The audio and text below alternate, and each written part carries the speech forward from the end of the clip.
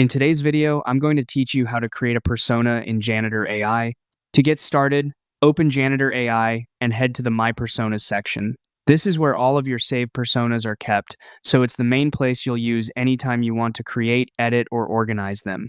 Once you're there, click the New Persona button. This will open the setup form where you can enter the details for your new persona.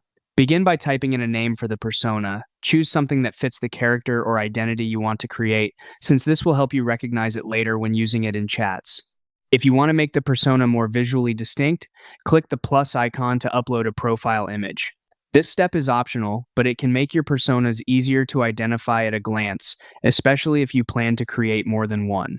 Next, move to the Describe This Persona section. This is the most important part, because it shapes how the persona is understood and used. Add key details like age, appearance, personality, background, interests, and behavior. The more clearly you describe these traits, the more consistent and recognizable the persona will feel. For example, you might write that the persona is a 22-year-old university student with short dark hair and brown eyes, and describe them as calm, confident, friendly, curious, and adventurous.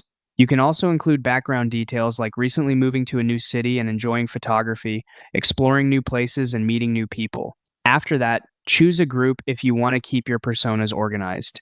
If you don't need that right now, you can simply leave it as ungrouped. Then select the appropriate pronouns for the persona. This helps make the profile more complete and accurate.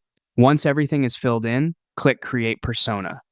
Your new persona will be saved and ready to use in your Janitor AI chats. And that's how to create a persona in Janitor AI.